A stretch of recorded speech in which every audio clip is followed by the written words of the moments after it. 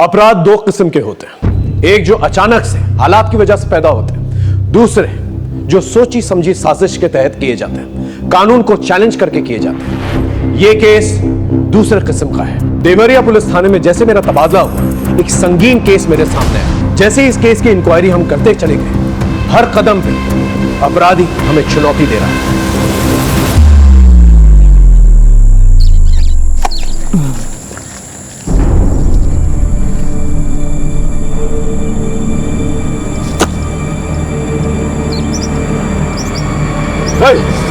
क्या कर रहा है तू यहाँ?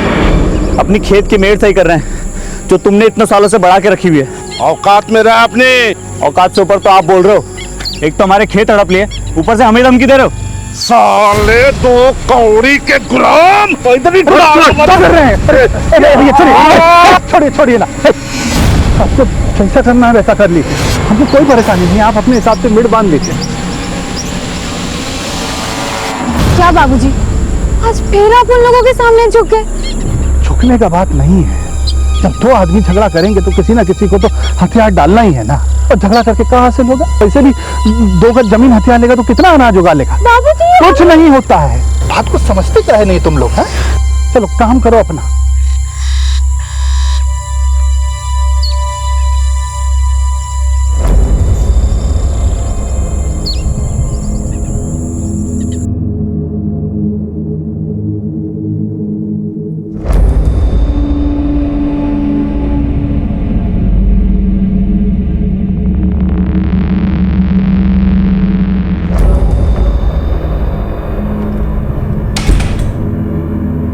शुभा, क्या हुआ शुभा?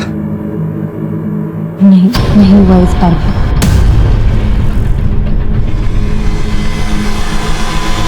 मेरा तो नसीब ही खराब। अरे निराश क्यों हो रहे हो? इस बार नहीं तो अगली बार सही। हाँ, हम कोशिश करते रहेंगे। देखना जल्दी हमारे घर में बच्चा आ जाएगा। क्या आ जाएगा शोभा? तुमसे शादी करने के लिए मैंने घर वालों का लाया और रिश्ता टुकरा दिया। सबसे दूर हो गया, सबको नाराज किया। यहाँ रह रहा हूँ किराए के घर में। सोचा था उनकी नाराजगी दूर करने का सिर्फ एक रास्ता है कि मैं उनकी गोद में उनका पोता दे सकूं, ताकि हमारे रिश्ते सुधर सके। आप धीरज रखो, हम कोशिश कर रहे हैं ना। हाँ, और इलाज भी चल रहा है, हो जाएगा। कब हो जाएगा शोभा? 4 साल हो गए हमारी शादी को, 4 साल। अरे आप सुनो तो।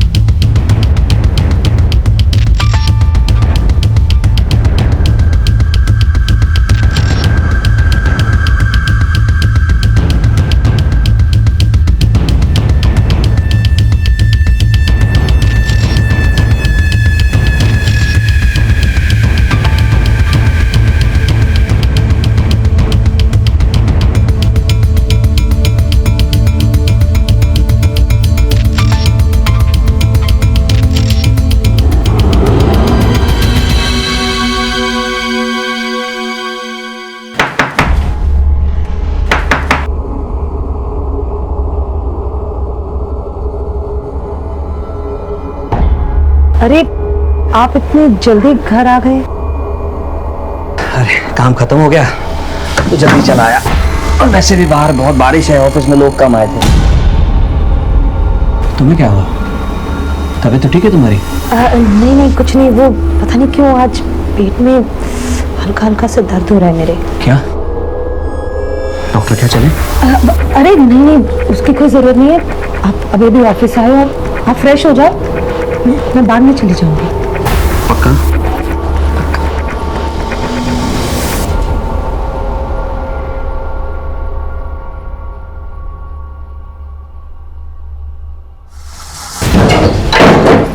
अरे अंदर कहाँ चले आ रहे हो? अरे कौन? क्या बनता तू? चल दूसरा बता तेरे खान में।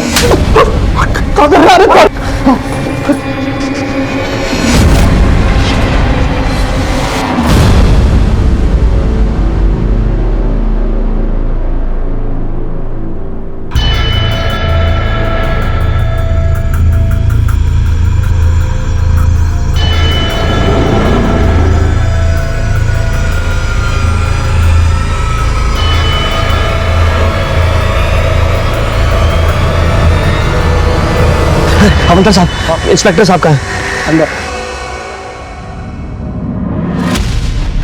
कब गायब हुए? सर कल शाम से गायब है और स्कूटी लेके गई है सर। आप कहाँ रहते हैं? सर मैं बाजूपुर में रहता हूँ, लेकिन मैं नौकरी लखनऊ में करता हूँ। सर कल मैं नौकरी पे गया था तो वो घर पे थी, लेकिन मैं वापस आया तो वो घर पे नहीं थी। मैंने हर जगह ढूंढा, वो कहीं नहीं मिली सर। उसका फोन भी ट्राई किया, लेकिन वो स्विच ऑफ है सर। हो सकता है किसी दोस्त या रिश्तेदार के घर गई हो। नहीं सर, मेरे अलावा उसका जिंदगी में और कोई भी नहीं है। हम अपनी कार्रवाई शुरू करते हैं। आप बाहर जाके कंप्लेंट दर्ज करवा दीजिए। Thank you sir. अभिषेक, ये फोटो और स्कूटी नंबर लेके सब जगह सर्कुलेट करो। सब। ला ला ला ला ला ला ला ला ला।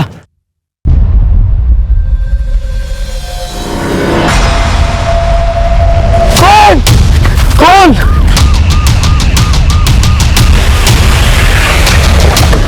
आइए सर। हटिए हटिए, बीच में से आके लोग हटिए।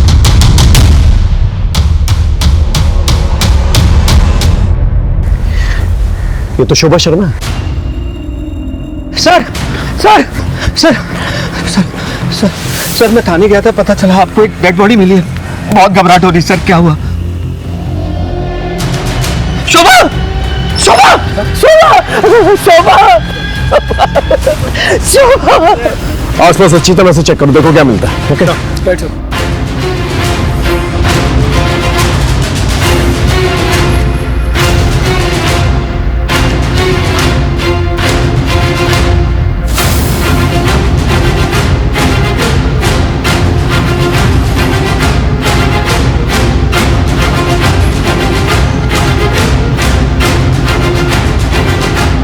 सर, हाँ, ये टिफिन मिला सर।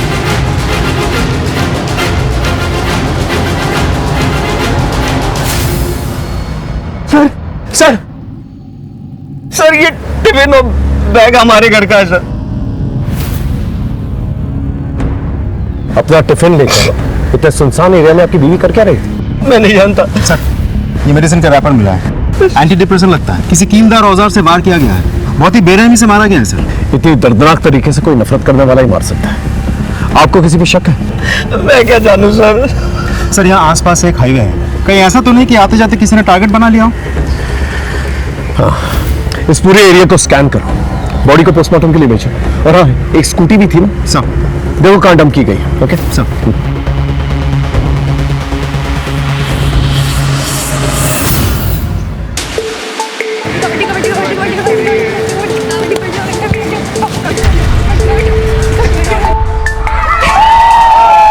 अब आखिरी खिलाड़ी बची है जिला परिषद टीम की काजल श्रीवास्तव।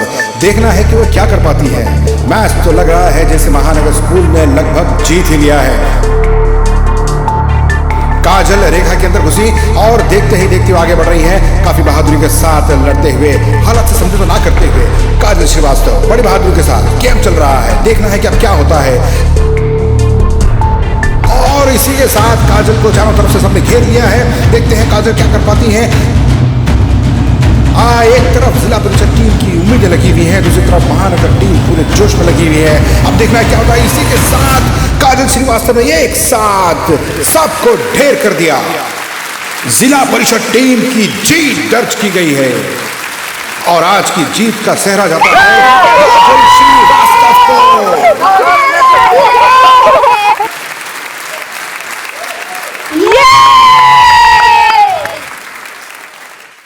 बहुत बढ़िया काजल, अब तुम सीधा डिस्ट्रिक्ट चैंपियनशिप की तैयारी में जुट जाओ।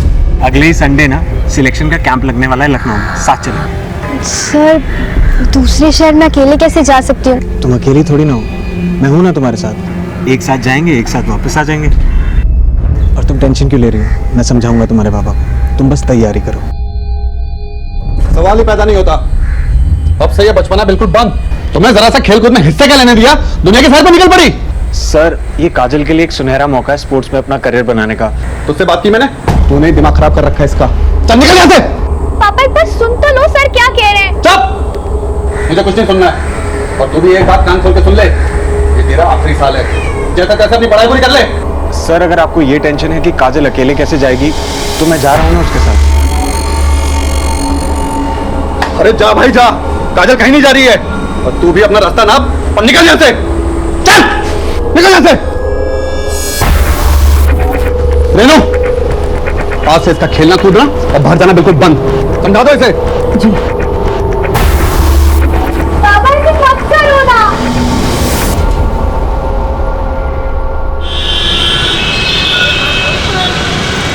और भैया काम मिला कि नहीं? अरे बाहर में गया ऐसा काम, ये लोग देंगे काम, एक दिन हम देंगे इनको काम। देखना कमलेश, खिलाना। उधार बहुत ज्यादा हो गया है, पहले वो चुकता करो। रुक जा, देता हूँ। तो रुक जाइए, चाय पीना बाद में।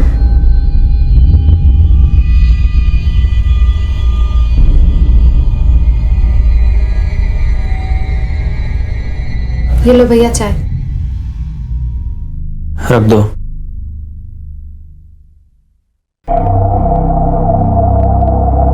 कहाँ घूम रहे थे सुबह से? कितना फोन किया हम आपको? घूम नहीं रहे थे, काम के लिए गए थे। अगर इतने ही लायक होते तो हमें आज ये दिन नहीं देखना पड़ता। बड़े भाई है तेरे, बात करने का तरीका सीख ले पहले। हम वही तो कह रहे भैया, जिंदगी जीने का एक तरीका होता है, ऐसे कब तक चलेगा? बस कुछ दिन की बात है, हम सब सही कर देंगे। से ठीक कर दोगे? यही मर जाएंगे सिसक के भूखे प्यासे, अपने गांव अपनी मिट्टी से दूर। हमने कहा ना हम कुछ करेंगे, मतलब करेंगे।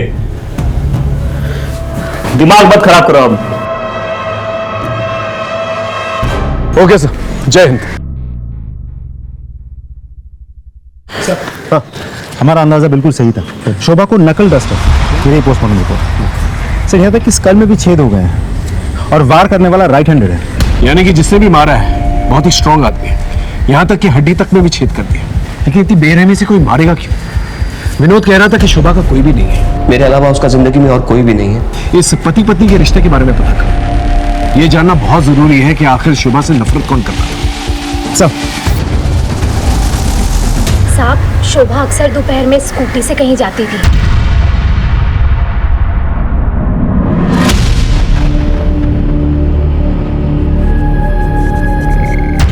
कहाँ जाती थी पता है आपको?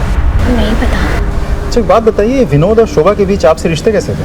विनोद बहुत प्यार करता था शोभा से, लेकिन शोभा के गायब होने से एक दिन पहले मैंने उनके घर से झगड़े की आवाजें सुनी थी। मैं यहाँ हर कोशिश में लगा हूँ कि अपने परिवार को बच्चा दे दूँ, और तुम मुझे बेवकूफ बना रही हो। क्या सब कुछ बता दिया?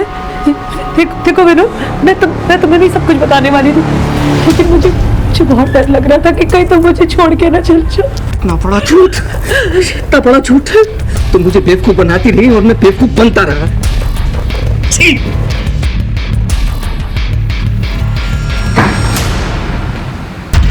विनोद ने अपने परिवार से लड़के शोभा से शादी करी थी। इसके लिए परिवार में अलगाव रहता था और अब शोभा माँ भी नहीं बन पा रही थी, इसलिए दोनों बहुत दुखी रहते थे। लेकिन इस बात को लेके झगड़ा उसी दिन हुआ था पहली बार। ये विनोद के परिवार वाले कहाँ रहते हैं? साहब यही रहते हैं गांव में। शोभा की मौत के बाद से वो लोग भी यहाँ आने जाने लगे हैं। हम थक गए ऐसी जिंदगी जीते जीते, हमको तो कुछ समझ में नहीं आ रहा हम क्या करें। भैया भी बहुत परेशान रहते हैं। अब इतनी दूर तो तुम लोग बैठे हो, कहा था ना गांव में आ जाओ, सब लोग है यहाँ पर, कुछ ना कुछ हो ही जाएगा। गांव तो आना ही है, लेकिन तुम जानती हो ना कितना मुश्किल है। हाँ लेकिन आ जाओ।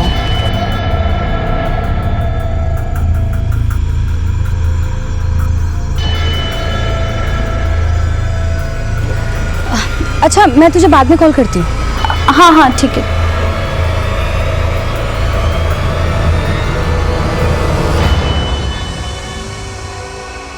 15 तारीख को तुम्हारे और शोभा के बीच किस बात पे झगड़ा हुआ था? झगड़ा? ये किसने कहा आपसे सर? पति पत्नी में छोटी मोटी नोकझोंक तो होती रहती सर। या फिर बच्चा ना होने की वजह से झगड़ा हुआ? क्या है कि हमें पता है कि शोभा से आपकी शादी फैमिली के खिलाफ हुई थी, और जब शादी हो गई तो फैमिली के साथ आपने रिश्ता तोड़ दिया, और अब शोभा की मौत के बाद दोबारा से फैमिली से रिश्ते जुड़ गए। खैर, जब आप ऑफिस जाते थे तो शोभा घर से कहीं और जाती थी। कुछ आइडिया वो कहाँ जाती थी? क्योंकि आपने कहा आपके अलावा उसकी जिंदगी में कोई नहीं था, कहीं उसका अफेयर तो नहीं चल रहा था? सर ये कैसी घटिया बात कर रहे हैं आप? एक मरे हुए इंसान के खिलाफ इस तरह की बात? देखिए, तैश में आने की जरूरत नहीं है, हम सिर्फ सच जानने की कोशिश कर रहे हैं। सर सच तो यह मेरी बीवी का खून हुआ है, और कातिल को ढूंढना तो बहुत दूर की बात है, आपने तो सबूत तक नहीं ढूंढा। आपको एंजाइटी अटैक्स आते हैं? पिल्स देते हैं? व्हाट? आप राइट हैंडेड है लेफ्ट हैंडेड? राइट ही हूं। ऐसे ही पूछो। खैर, हमारी इजाजत के बगैर शहर छोड़ के मत जाइएगा, ओके? अभी आप जा सकते हैं। इस आदमी को गुस्सा बहुत आता है और ये कुछ छुपा भी रहे हैं। हो सकता है कि मियां बीवी में बच्चा ना होने की वजह से जो झगड़ा होता था वही एक वजह हो जिसकी वजह से इसने मार डाला उसे। हो सकता है सर। इस मियां बीवी के बारे में पूछताछ करें, पता लगाओ क्या चक्कर चल रहा था इन लोग के बीच में। और हाँ, ये जानना बहुत जरूरी है कि शोभा कहाँ जाती थी, किससे मिलने जाती थी। इनके फैमिली डॉक्टर से जाके मिलो। साहब, सारिका। हाँ भैया। इतनी देर कहाँ हुई तुझे? वो भैया आज मैं पहले ही जाती, लेकिन शायद कोई मेरा पीछा कर रहा है। अकेले बाहर आओगी जाओगी तो गांव के आवारा लड़के ऐसे ही करेंगे। कौन था लड़का वो? मैं नहीं जानती। अगर इतना ही डर लग रहा है तो छोड़ दो ना सिलाई कढ़ाई, ना बाहर जाओगी ना कुछ होगा। अरे मैं तो कहता हूँ सिलाई कढ़ाई की जरूरत ही क्या है? भैया वो कोर्स खत्म होने में बस कुछ ही दिन बचा है।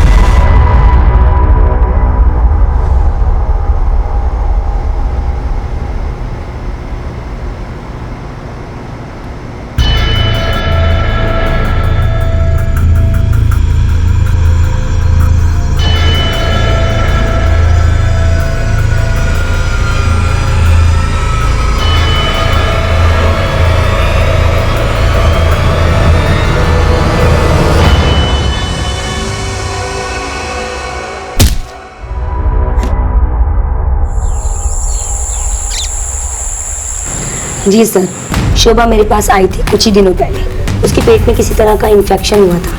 मैंने कुछ टेस्ट किए और उनकी रिपोर्ट्स भी चेक की। रिपोर्ट्स चेक करने के बाद मुझे पता चला कि शोभा अपने पति विनोद को धोखा दे रही है। कैसा धोखा?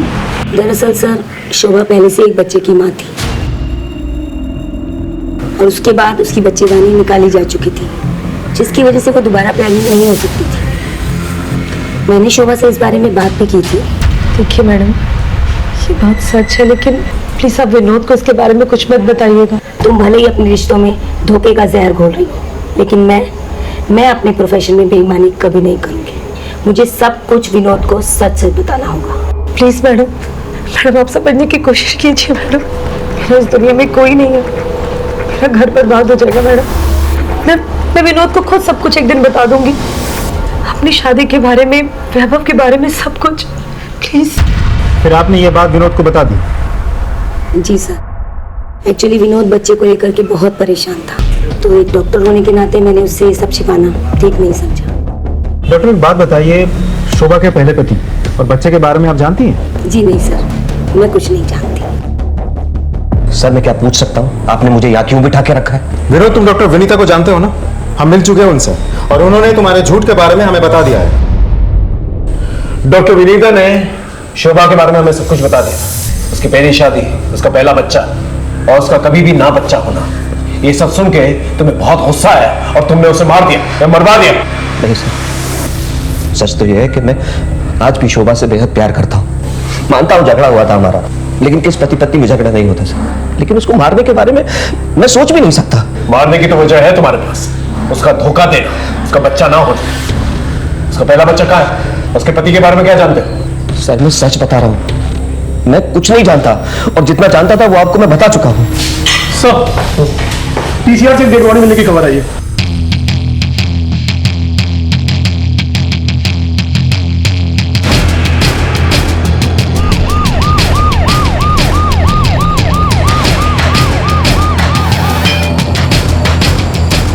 चलिए हटिए, हटिए सर।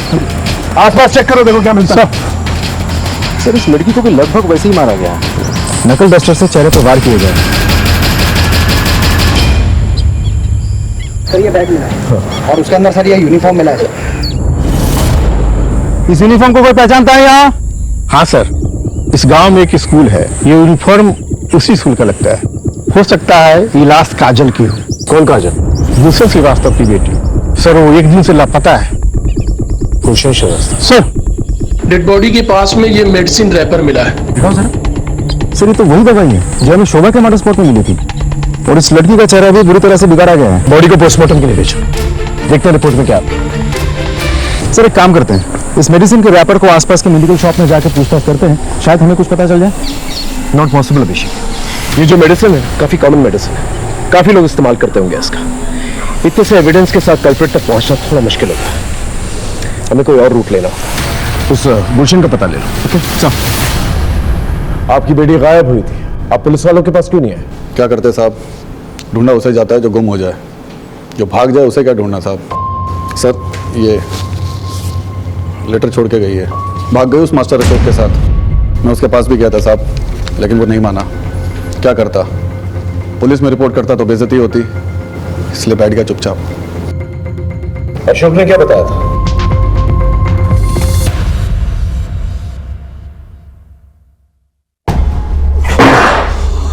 अशोक,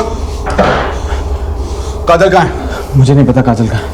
इज्जत के सिवा कुछ नहीं है मेरे पास, बता दे काजल कहाँ, नहीं तो जान से जाएगा। मैंने कहा ना मुझे नहीं पता काजल का, और ये मेरा घर है, चिल्लाओ मत यहाँ पर। निकलो यहाँ से, निकलो। छोड़ूंगा नहीं तुझे, अब देख क्या करता हूं मैं तेरे साथ। चलो निकलो यहाँ से।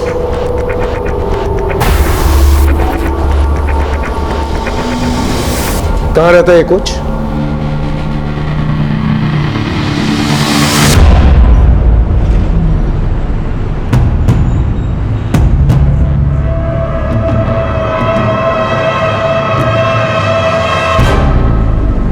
एकदम परेशान मत होइए, और 1 से 2 दिन लगेगा, बाकी 2-3 दिन में मैं आपका काम करा दूंगा। ठीक है, चलिए सर, थैंक यू।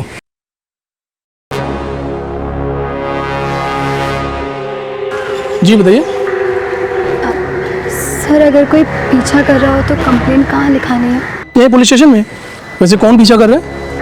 सर पता नहीं। उसका हुलिया याद है जिससे हम उसका स्केच बनवा सकें? नहीं सर। आप परेशान मत हो, एक हेल्पलाइन नंबर है, आप इसको नोट कर लीजिए। Thank you.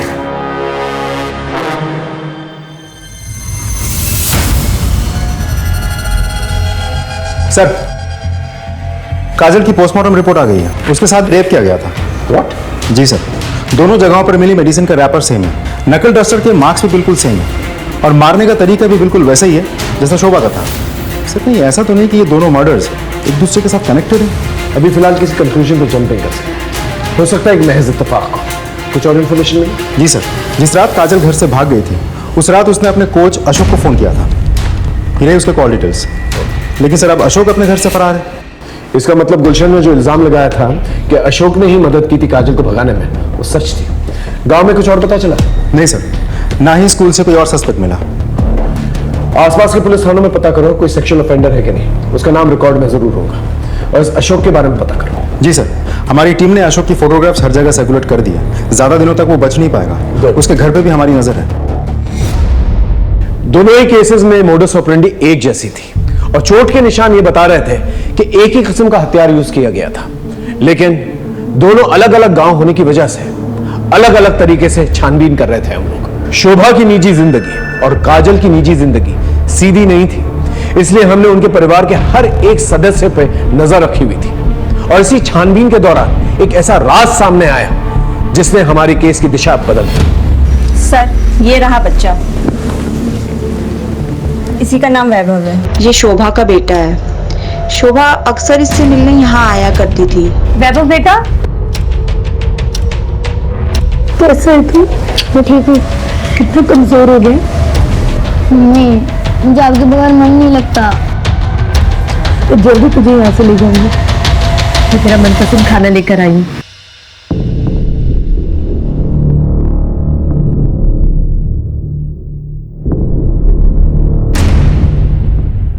सर, शोभा ने कहा था कि उसने अपने पति से बात किया है कि वो इसे अपने साथ लेकर जाएंगे। क्या हुआ सर? क्या हुआ? चल चल बैठ बैठ बैठ, आराम से बैठ, हम तुझे बताते हैं क्या। पहले तू हमें ये बता, ये कौन? सर, ये तो मेरे दोस्त गुलशन की बेटी है सर। इसका मर्डर। क्या? मर्डर? बिल्कुल उसी तरह जिस तरह से शोभा का। लेकिन सर, आप ये मुझे क्यों बता रहे हैं? इसे पहचानता है? नहीं सर, इसे नहीं जानता मैं। ये शोभा का बेटा है जिसकी वजह से तूने शोभा को मार दिया। सर सच सच बता, उस दिन क्या हुआ था? सर, मैं कसम खा रहा हूँ, मैं नहीं जानता था ये शोभा का बेटा है सर। उस दिन हॉस्टल जाते वक्त उसने हॉस्टल की वार्डन को सब कुछ बता दिया था कि उसने तुझे सब कुछ बता दिया। सच बोल। सर, वो मेरे दिमाग से निकल गया। बताया था उसने सर मुझे, मैं भूल गया था सर। मुझे माफ कर दो विनोद, मैंने तो उसे कुछ छुप नहीं बोला, सिर्फ सच छुपाया विनोद। मेरी शादी पूरी तरह से बर्बादी थी। मेरा तुम वैभव को अपना लो विनोद, प्लीज। मैं वैभव को तुम्हारे पास ले आती हूँ विनोद। देखो, मना मत करना विनोद। लेकिन मैंने उससे ये कभी नहीं कहा था कि मैं उसे अपना लूंगा या वो उसे घर ले आए। तूने कहा नहीं, करके दिखाया। इसलिए जब शोभा बाहर निकली तूने उसे मार दिया या मरवा दिया ताकि ना रहे वैभव और ना रहे वो, और तू दोबारा अपने माँ बाप की मर्जी से शादी कर सके। सर, चाहे तो आप सारी जिंदगी के लिए मुझे जेल में डाल दीजिए। मैं आखिरी वक्त तक यही कहूंगा कि मैंने शोभा को नहीं मारा, नहीं मारा, नहीं मारा।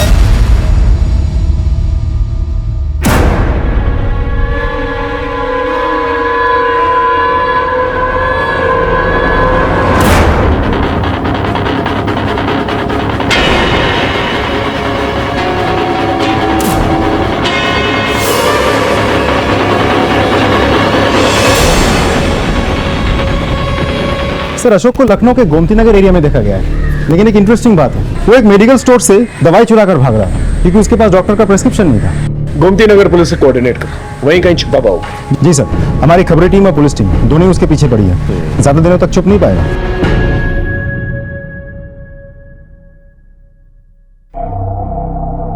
कुछ याद है इस घर का? हाँ भैया, कैसे भूल सकते हैं, एक ही याद थोड़ी ना इस घर में। अच्छा सुनो अंकिता, जी भैया। हम थोड़ा खेत का चक्कर लगा के आते हैं। और हाँ, घर से बाहर निकलना मत, यहाँ का माहौल ठीक नहीं है। जी भैया।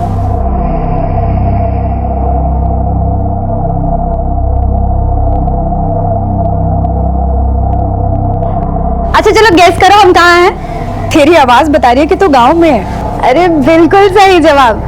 बता फिर कब मिल रही है? अरे इसीलिए तो हम फोन किए हैं। शाम को नदी के पास मिलते हैं। ओके।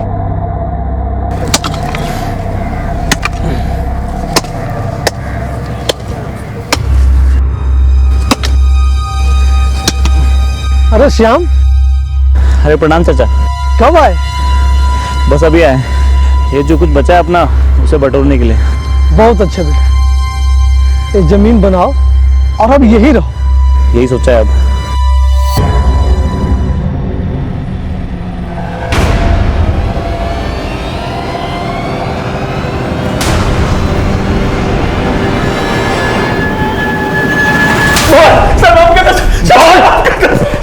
सर, मैंने किसी को नहीं मारा है सर। अच्छा, तो फिर भाग क्यों रहा था और दवा क्यों चुराई?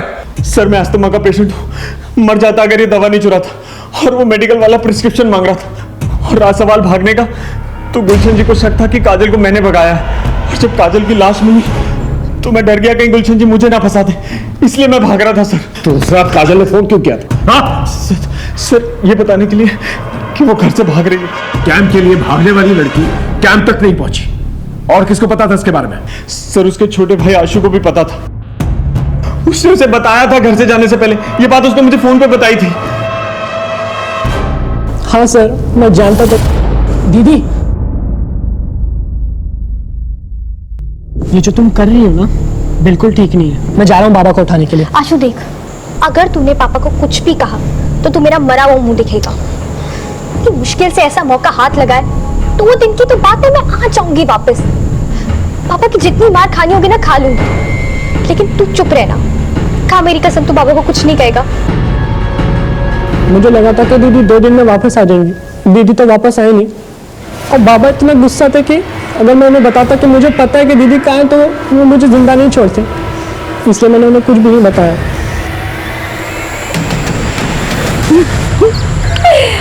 सब कुछ कितना बदल गया नहीं? तो सालों बाद आई है ना, इसलिए ऐसा लग रहा है। बदलता नहीं तो हम ऐसे यहाँ नहीं मिलते, वो तो है। लेकिन तू जा रहा क्या पे कैसे? भैया ने कहा गांव चलो तो चली आई, और अब हम यहीं रहेंगे। हाँ हाँ हाँ।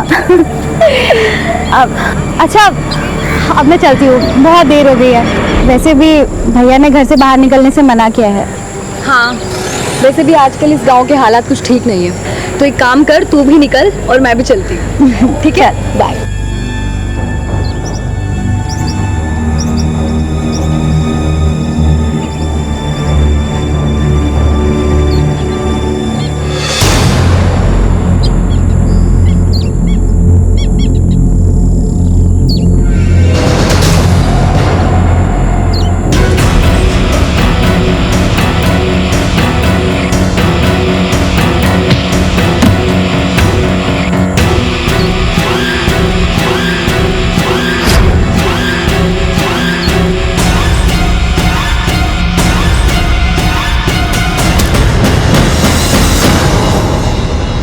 इधर आ।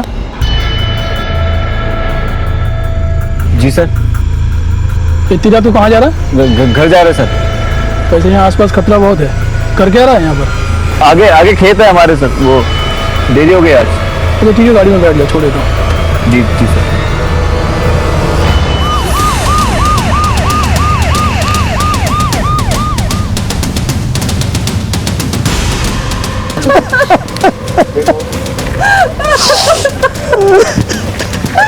आप लोग हटिए प्लीज, हटिए। साइड में, साइड। फिर से उसी तरीके से हत्या की गई है और सेक्सुअल असॉल्ट भी। सर ये लड़की तो 2 दिन पहले भी आई थी अपने पुलिस स्टेशन में। हाँ? क्या कह रही थी? सर उसका कहना था कि कोई इसका पीछा कर रहा है। जब मैंने उससे पूछा तो उसने कहा नहीं पता, लेकिन मैंने सर उसे हेल्पलाइन नंबर भी दे दिया था।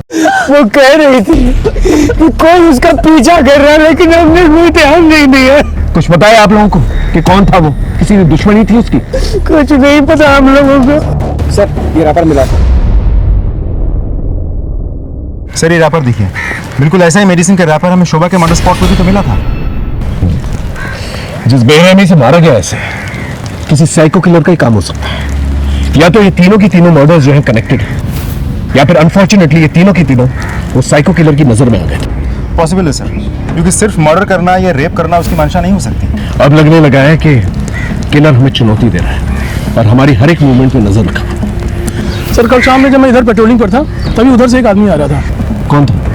सर उसने ये सब तो नहीं बताया, लेकिन उसने एक बात बताई थी कि उसका आसपास के एरिया में जमीन है।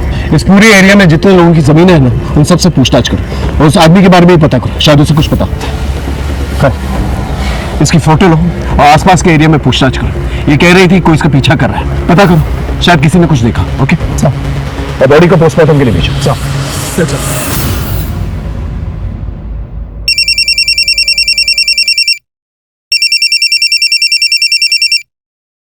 हेलो, सारिका की किसने हत्या कर दी?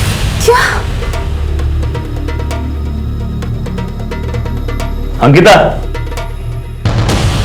क्या हुआ? अच्छा हम कुछ काम से बलरामपुर जा रहे हैं, कल सुबह तक आ जाएंगे। अंकिता, हम तुम्हारे लिए कुछ लाए हैं, ये देखो।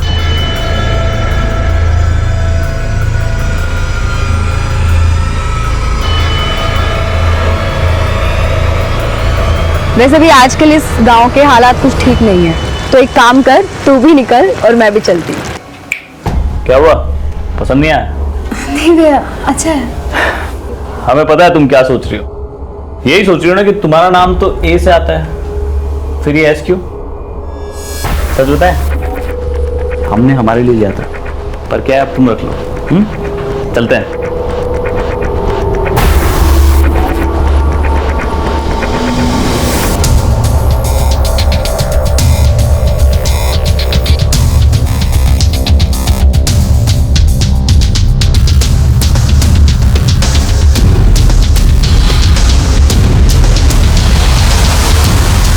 सर उस एरिया में नदी के किनारे तक कुल 25 लोगों की जमीन है।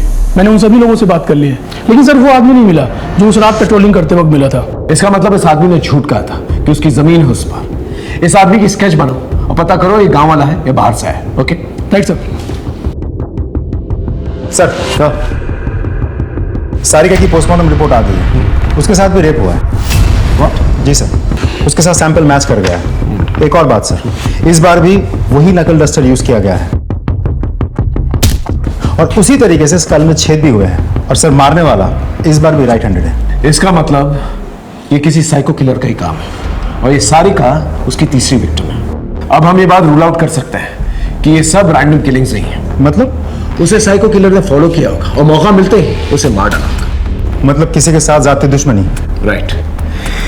अब हमें ये पता लगाना होगा ये तीनों लड़कियों का कॉमन कनेक्शन क्या है। सर इन तीनों मर्डर्स में कोई डायरेक्ट कनेक्शन तो मुझे लग नहीं रहा है, लेकिन हाँ एक गहरा कनेक्शन तो है। काजल के पिताजी गुलशन, शोभा का हस्बैंड विनोद और सारिका का भाई मनोज, तीनों ही दोस्त हैं और दोस्ती बहुत गहरी है सर। यानी कि ये तीनों के तीनों जो दोस्त हैं इनके साथ एक ही हादसा होता है। सर हाँ, उस आदमी का स्केच बन गया। स्केच को सब जगह सर्कुलेट और मनोज और गुलशन को थाने बुलाओ। Right sir. तुम तीनों से जो सवाल मैंने अलग अलग पूछा था अब साथ में मिलकर पूछ रहा हूं। तुम तीनों का कोई तो दुश्मन है जो तुम लोगों से दुश्मनी निकाल रहा है। कुछ आइडिया कौन है वो? नहीं है। इसे पहचानते हो?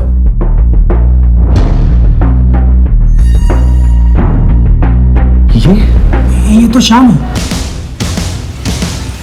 कौन श्याम? हमारे गांव का ही है, ओम साहू का बेटा। सर सालों पहले इसने गांव छोड़ दिया था, लेकिन सर हमें पता चला कि कुछ दिन पहले इसने गांव आना शुरू किया है। और सर जब से इसने गांव आना शुरू किया है तब से ऐसे कांड होने शुरू हो गए। तो हम बता रहे हैं हमें भी अभी तस्वीर देख के झटका लगा। आप लोग हमें ये बताइए आप लोगों का कनेक्शन क्या है इसके साथ और ये कहां मिलेगा?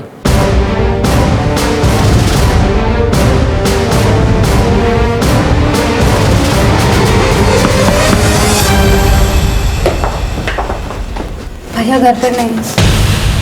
तुम्हें कैसे मालूम तुम्हारे भैया से मिलना है? ये मेरी सहेली सारिका का लॉकेट।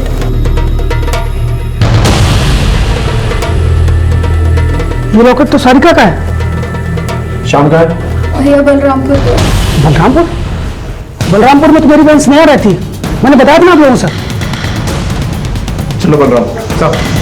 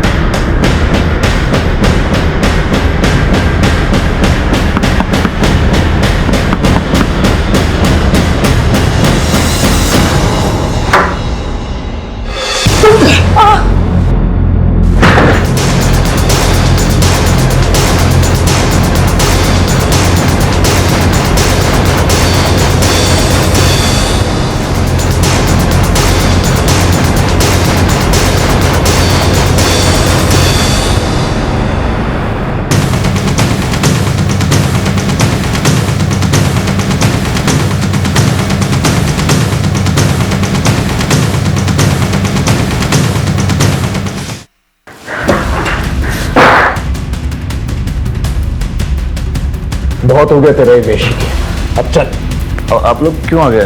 हम आने वाले थे। चल लेकिन चल। हाँ, हम नहीं मारा है सबको, ले लिया अपना बदला। कौन सा बदला?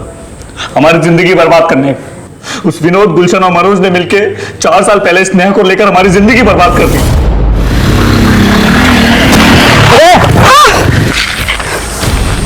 ये क्या कर दिया तुमने? हमें जानबूझ के नहीं किया, वो गलती। क्या हुआ रे? क्या स्नेहा तुम क्या कैसे? भैया इसने मुझे छेड़ा है। नहीं, अपनी जात और औकात दोनों भूल गए। भैया आपने तो बचाया उसे बाइक से। दो से दो मनोज भाई। एक और दो, एक और। हम तो स्नेहा को बचाने गए थे, मगर गांव के बड़े और दबंग लोग गलत समझ बैठे। हमारे बाबा ने कहा कि जब तक मामला ठंडा नहीं हो जाता गांव से दूर रहो, मगर हमारे दूर जाने के बाद मामला और बिगड़ गया। तो हमारे बाबूजी को उठाकर ले गए हमें ढूंढने के लिए। जैसे हमें पता चला हम पहुंचे उनके पास।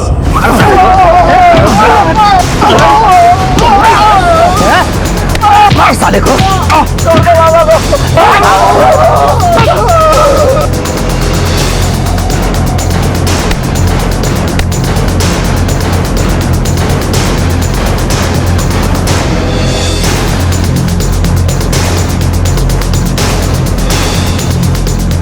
साले दोबारा इस गांव में दिखे तो पूरे खानदान को खत्म कर दूंगा।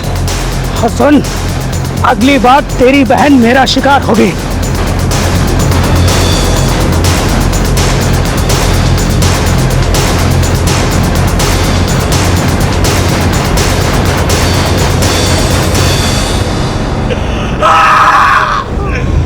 मारपीट से ज्यादा उन्होंने हमारे बाबा की दिल पे चोट पहुंचाई। चीटी नहीं मारी थी उन्होंने, जानवरों जैसा व्यवहार किया उनके साथ। वो हमारे बाबा की आत्मा तो उसी दिन मर गई थी, वो तो बस जी रहे थे। हड्डियां पकड़ ली थी उन्होंने, एक दिन से सक के दम तोड़ दिए।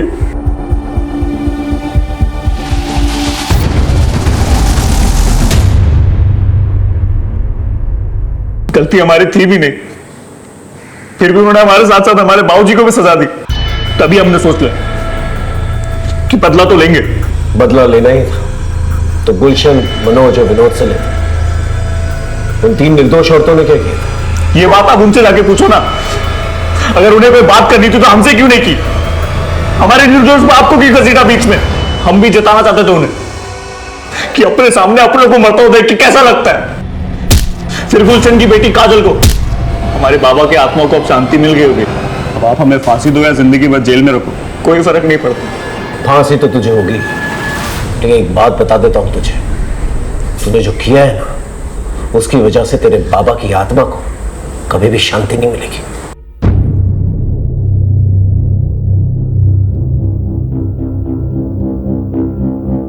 शाम के दिल में अपने पिता के खिलाफ अत्याचार घर कर चुका था और एक सुलगते लावा की शक्ल ले रहा था। अंकिता को यह दस्तक जरूर मिली थी कि शाम की जिंदगी में कुछ अजीब चल रहा है, लेकिन समझते समझते देर हो गई। आशु को यह दस्तक मिली कि काजल अपने कबड्डी के खेल के जुनून में कुछ गलत कर रही है, लेकिन उसने ये बात अपने माँ बाप से छुपा के रखी और नतीजा बहुत ही भयानक निकला। शोभा ने विनोद से बात छुपाई, लेकिन जब बताने पे आई तो मौका ही नहीं मिला। सारिका ने बार बार अपने घर वालों से यह कहा कि कोई उसका पीछा कर रहा है, लेकिन किसी ने उसका यकीन ही नहीं किया। सच कहें तो विनोद, मनोज और गुलशन ही इस अपराध के रचयिता हैं। उन्होंने बिना सच जाने कानून को अपने हाथ में लिया और एक ऐसा बीज बोया जिसने तबाही मचा दी। दस्तक होती जरूर है, चाहे वो जोरदार हो या खामोश। उसे सुने, समझे और सतर्क रहें। फिर मिलेंगे एक नए केस के साथ। तब तक देखते रहिए क्राइम पेट्रोल दस्तक, क्योंकि मकसद बताना नहीं, बचाना है। जय हिंद।